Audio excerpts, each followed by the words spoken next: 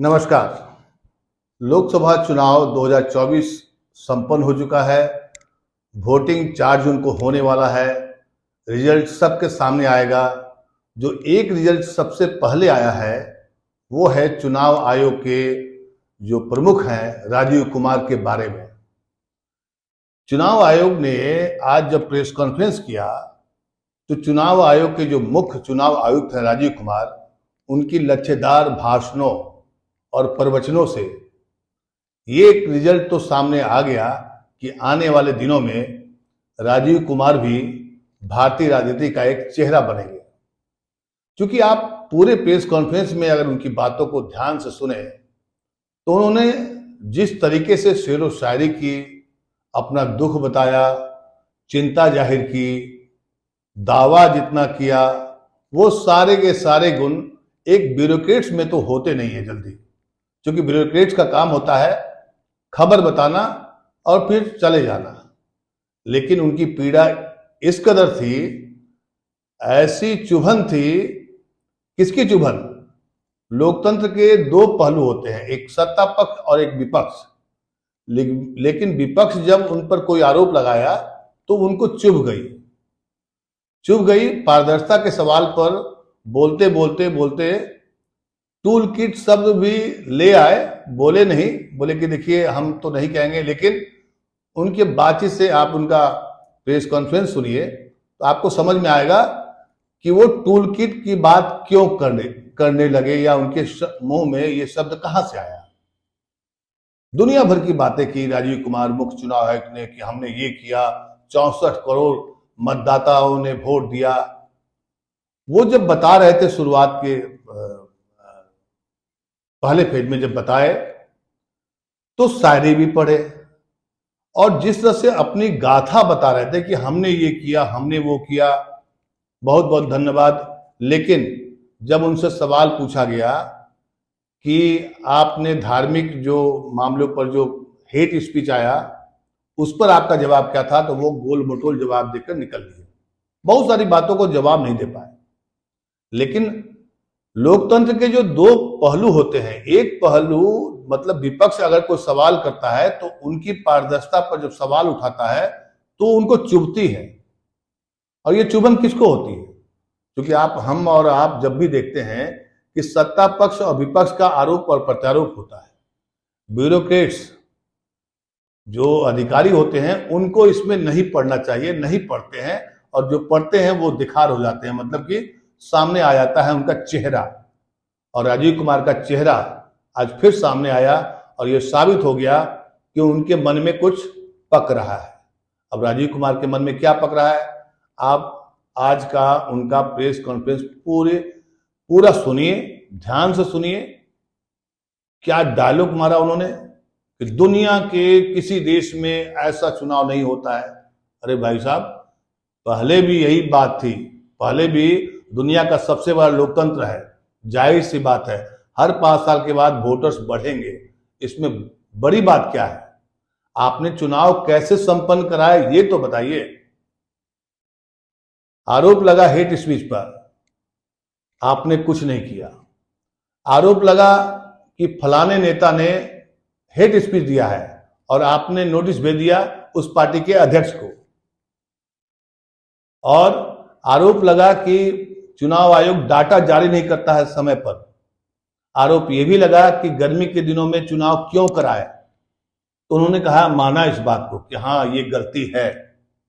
तो ये गलती नहीं, ये चूक कहते हैं और ये ब्लंडर है। ये आप इस देश के लोकतंत्र के साथ में कितना बड़ा मजाक किया है आपने कि वोटर टर्नआउट नहीं हुआ आपकी वजह से, और आप चुनाव संपन्न होने के बाद कहते हैं कि ये चूक हुई, ये हमें लेसन मिला। लेसन नहीं मिला। आपकी मंशा में, आपकी तैयारियों में इस बात का कहीं जिक्र नहीं था। जिस तरीके से राजीव कुमार मुख्य चुनाव आयुक्त ने आज ढेर सारी बातें बताई, लोकतंत्र के बारे में बताया, ईवीएम मशीन के बारे में बताया, चुनावी प्रक्रिया के बारे में बताया कि हमने ये किया है, पहले भी यही काम होता था, पहले शायद इससे बेहतर काम होता था। क्योंकि बेहतर काम करने वाले टीएन शेषन को आज भी लोग याद रखते हैं। चुनाव आयोग के लगातार प्रयासों के बाद भी अभी जो चुनाव के पहले जो सर्वे आया था उसमें क्या निकल के आया कि लोगों का पिछले चुनाव 2019 तक तो ठीक ठाक मामला था, मतलब तब राजीव कुमार मुख्य चुनाव आयुक्त नहीं थे, तो उस वक्त 51% लोग को चुनाव आयोग पर भरोसा था, पूरा भरोसा था। लेकिन राजीव कुमार के चुनाव आयुक्त बनने के बाद भरोसा कम हुआ है, 28% आ गया है। और आज प्रेस कॉन्फ्रेंस में 2 बार वो सामने दिखे पूरे चुनाव प्रक्रिया में, और उनके मन में इतना गुब्बार है, और वो गुब्बार किसके लिए है? विपक्षी नेताओं के लिए है, विपक्षी पार्टी के जो कंप्लेंट्स है उसके प्रति उनका गुब्बार है। और उनके भाषणों में, उनके प्रवचनों में, आज उनके प्रेस कॉन्फ्रेंस में, सवालों के जवाब में हर बात पर उनका दुख कहिए, उनका गुस्सा कहिए, उनका क्षोभ कहिए, साफ साफ चेहरे पर झलक जाता था। वो बोलना बहुत चाहते थे। एक राजनेता को, जब राजनेता क्यों बोलते हैं ज्यादा? क्योंकि उनके पास आगे पीछे रोकने वाला कोई नहीं होता है। शायद राजीव कुमार भी 4 जून का इंतजार कर रहे हैं। उसके बाद अगर क्या, जैसे एग्जिट पोल का जो रिजल्ट है, अगर सरकार रिपीट करती है, मोदी सरकार दोबारा आती है, तो ये जो गुब्बारा अभी रोक कर बोल रहे थे राजीव कुमार जी, शायद और फूटेगा। लेकिन ये लोकतंत्र के लिए बहुत ही खतरनाक है, क्योंकि लोकतंत्र में अगर कोई नेता, विपक्ष का हो या सत्ता का, अगर आपसे कोई कंप्लेन करता है तो इसमें गुब्बारा होना क्यों? इसमें गुस्सा होना क्यों? आप सीधे खारिज कर देना क्यों? आप देश की जनता को या उस नेता को आपने क्यों नहीं समझाया? आपकी बातों से वो संतुष्ट क्यों नहीं हुए? और पूरे प्रेस कॉन्फ्रेंस में मैंने जो बात समझी, उन्होंने कभी इस बात का जिक्र नहीं किया कि हमने इस सवाल पर, इस कंप्लेंट्स पर सभी पॉलिटिकल पार्टी की मीटिंग बुलाई, उस पर बात किया, डिस्कशन किया, मैंने ये किया। राजीव कुमार मुख्य चुनाव आयुक्त तो हैं, जाहिर सी बात है जब चुनाव होता है तो देश की निगाहें मुख्य चुनाव आयुक्त और चुनाव आयोग के सामने रहता है। सबकी निगाहें होती है कि चुनाव आयोग क्या कर रहा है। और इस चुनाव आयोग ने जिस तरह से आज दावे किए, उनके दावे में क्या था कि 64 करोड़ जनता ने वोट दिया। पहाड़ पर, तराई में, जंगल में, जमीन में, कहां कहां हमारे मतदान कर्मी गए। तो हर बार जाते हैं मिस्टर राजीव कुमार जी। ऐसा नहीं कि डेमोग्राफी और ज्योग्राफी तुरंत चेंज हो जाता है 5 साल के बाद। जिन क्षेत्रों का आप जिक्र कर रहे थे कि नक्सली इलाके में या पहाड़ी इलाके में या दुर्गम इलाके में अगर मतदान कर्मी गए हैं, तो ये पहले भी जाते रहे हैं, कोई नई बात नहीं है। नई बात ये रही कि आपने विपक्ष के आरोपों को, आपने कहा कि ये नैरेटिव फेक नैरेटिव है। ये गलत है। लोकतंत्र में सभी का सम्मान होता है, जो जीतता है उसका भी, या जो हारता है उसका भी। लेकिन आप मुख्य चुनाव आयुक्त राजीव कुमार के भाषणों को देखिए, आज के प्रेस कॉन्फ्रेंस को देखिए, चाहे जब चुनाव की अधिसूचना जारी कर रहे थे उस वक्त का प्रेस कॉन्फ्रेंस देखिए, दोनों प्रेस कॉन्फ्रेंस में इनकी तल्खी सामने आई। और तल्खी किस बात की थी? क्योंकि जो विपक्षी पार्टियां हैं, विपक्ष के जो नेता हैं, उन पर आरोप लगाते हैं कि चुनाव आयोग ने ये नहीं किया, वो नहीं किया। ये तो नई बात नहीं है, ये एक परंपरा रही है कि जो भी विपक्ष में होता है वो आरोप लगाता है, सवाल पूछता है। सवाल पूछना या आरोप लगाना फेक नैरेटिव नहीं होता है मिस्टर राजीव कुमार। यही मैं आपको समझाना चाहता हूं,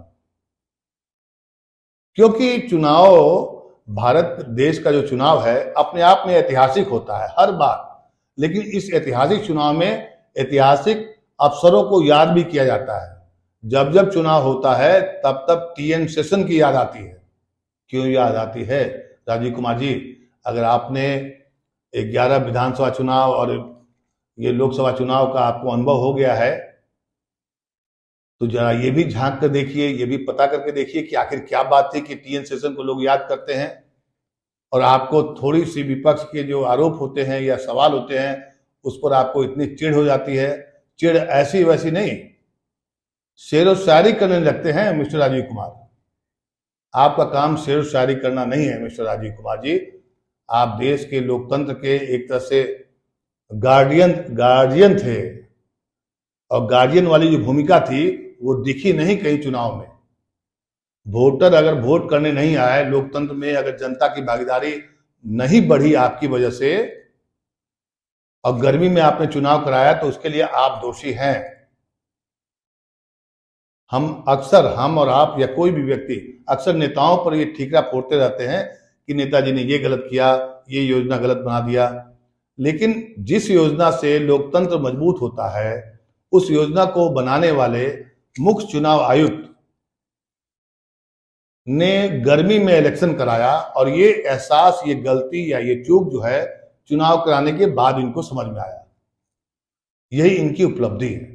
लेकिन ये अपनी उपलब्धि क्या गिना रहे थे? जो पहले से ऑलरेडी है अपने देश में। अपने देश में विभिन्न जातियों के लोग, विभिन्न धर्मों के लोग जो हैं रहते आए हैं और चुनाव प्रक्रिया हमेशा से जटिल रही है, कोई नई बात नहीं है।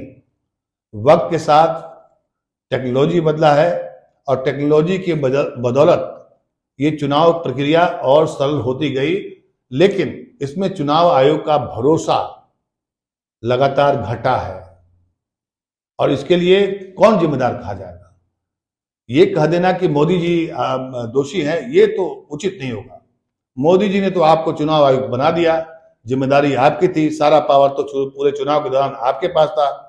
आपने दावा किया कि हमने हर एक का हेलीकॉप्टर चेक किया, लेकिन हेलीकॉप्टर चेक करने की जब घटना आप याद करेंगे तो राहुल गांधी के हेलीकॉप्टर चेक करने की जरूर बात आपको याद आएगी या उसका विजुअल दिखाई पड़ेगा। क्या आपने कभी देखा कि प्रधानमंत्री या बीजेपी के बड़े नेताओं के हेलीकॉप्टर की कभी कोई तलाशी हुई?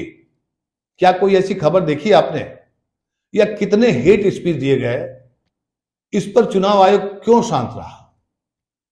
दावा तो किया कि हमारे पास इतने संख्या में कंप्लेंट्स आया और हमने तुरंत, उन्हें टाइम फ्रेम बताया उन्होंने कि बहुत जल्दी हमने उस पर कार्रवाई किया, लेकिन जिस पर कार्रवाई करनी थी उस पर वो चूक गए और उस चूक को माना इन्होंने। लेकिन जो सबसे बड़ी गलती और सबसे बड़ा जो आज के प्रेस कॉन्फ्रेंस में राजीव कुमार का दिखा, वो था विपक्ष के प्रति उनका चिढ़ना, उनका नफरत साफ साफ चेहरे पर पढ़ा जा सकता था। और उसको वो बोले थे फेक नरेटिव। मतलब विपक्ष अगर कोई बात बोले तो वो फेक नरेटिव हो गया। वाह, कमाल के मुख्य चुनाव आयुक्त है। चुनाव की प्रक्रिया में क्या होता है? एक सत्ता पक्ष, एक विपक्ष, यही तो चुनाव है, यही तो लोकतंत्र है। राजतंत्र में ना एक पार्टी होती है, तो सामने वाला पार्टी बोला तो खराब, फेक नैरेटिव हो गया, और सत्ता वाले पार्टी बोलेगी तो सब कुछ सही है, जायज है, क्योंकि उसने आपको नियुक्त किया है। इससे तो यही निकलता है ना राजीव कुमार जी। मुख्य चुनाव आयुक्त के आज की प्रेस कॉन्फ्रेंस की जो बड़ी बातें थी, जो समझ में आई, उससे ये लगा कि मुख्य चुनाव आयुक्त आने वाले दिनों में राजनीति के एक नए चेहरे के रूप में शामिल हो जाएंगे अपने देश में, क्योंकि बोलने का तरीका बहुत शानदार है, बोलते लच्छेदार हैं। कब कहाँ बोलना है, कहाँ कितना बोलना है, वो तो अलग बात है कि उनका दुख, उनका चिढ़, उनका नफरत वो चेहरे पर, और बात करते करते टूल की बात करने लगे। लेकिन बहुत सारी बातों का जवाब आज उन्होंने नहीं दिया। चलिए, ये तो चुनाव बीत चुका है, इसलिए अब इस पर बहस क्या करना है। लेकिन इतिहास आपको भी याद रखेगा राजीव कुमार जी कि चिकनी चुपड़ी बातें करने से सिस्टम नहीं बदलता है, और सिस्टम को आप ठेंगा नहीं दिखा सकते हैं। पावर है, आप अभी चूंकि मुख्य चुनाव आयुक्त हैं, जिम्मेदारी आपकी थी, लेकिन इस देश के लोकतंत्र के साथ में जो खिलवाड़ हो रहा है या जो हुआ है, उसके लिए कहीं न कहीं अगर दोषी माने जाएंगे तो पहला नाम होगा मुख्य चुनाव आयुक्त और चुनाव आयोग का। मैं सिर्फ राजीव कुमार की बात कर रहा हूं। चुनाव आयोग में बहुत सारे अधिकारी ऐसे हैं, या चुनाव आयोग का जितना बड़ा वो टीम बना चुनाव के दौरान, सबने अच्छा काम किया, परफॉर्म अच्छा किया, लेकिन जिसको करना चाहिए था, जिसको आगे आना चाहिए था, वो तो चिढ़े हुए थे। उनके प्रेस कॉन्फ्रेंस में पत्रकारों के सवालों के जवाब किसको देना है, किसको नहीं देना है, जो एक राजनेता करते हैं। अक्सर आप देखते होंगे प्रेस कॉन्फ्रेंस में अगर आप कुछ टेढ़ा मेढ़ा सवाल कर दिया तो नेता लोग बच के निकल लेते हैं, जो अच्छे लोग होते हैं।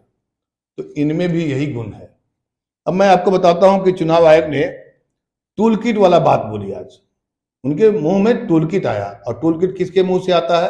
या टूल किट शब्द कहां से आया, याद करिए आप, ये भी बताने की जरूरत नहीं है। अब सूरत में जो सभी प्रत्याशियों ने नामांकन वापस ले लिया और उन्होंने वहां पर घोषित कर दिया चुनाव आयोग ने कि ये विजयी हो गए, इस पर एक सवाल आया था कि फिर नोटा का क्या होगा, नोटा वाला जो बटन है उसका क्या हुआ। इस पर सवाल नहीं, सही जवाब नहीं दे पाए, संतुष्ट नहीं कर पाए। लॉ में लिखा है, लॉ में लिखा है, लॉ में तो यह भी लिखा है कि अगर हमको कोई कैंडिडेट पसंद नहीं आएगा तो हम नोटा दबा सकते हैं। इस सवाल के जवाब में राजीव कुमार गोल मोल कर चलते बने और हेलीकॉप्टर वाली बात उन्होंने कही कि सबके हेलीकॉप्टर की जांच हुई है। लेकिन एक तो यह भी दुर्भाग्य है कि किसी पत्रकार ने यह भी नहीं पूछा कि क्या मोदी जी की, अमित शाह जी की या किसी भी बड़े नेता जो बीजेपी से जुड़े हुए थे उनके हेलीकॉप्टर की जांच हुई। दुख इस बात का भी है कि कोई पत्रकार काउंटर क्वेश्चन नहीं कर पाया। ये अपने लोकतंत्र में ये सब भी देखने को मिल रहा है। ऐसा नहीं है कि इसका एक नेगेटिव पहलू है। लोकतंत्र जब ट्रांजिट करता है, ट्रांजिशन फॉर्मेट में होता है, तो ये सब आपको देखने को और सुनने को मिलेगा। चुनाव में हेट स्पीच देने वालों पर आयोग ने क्या कार्रवाई की, कोई सवाल नहीं और कोई जवाब भी नहीं आया।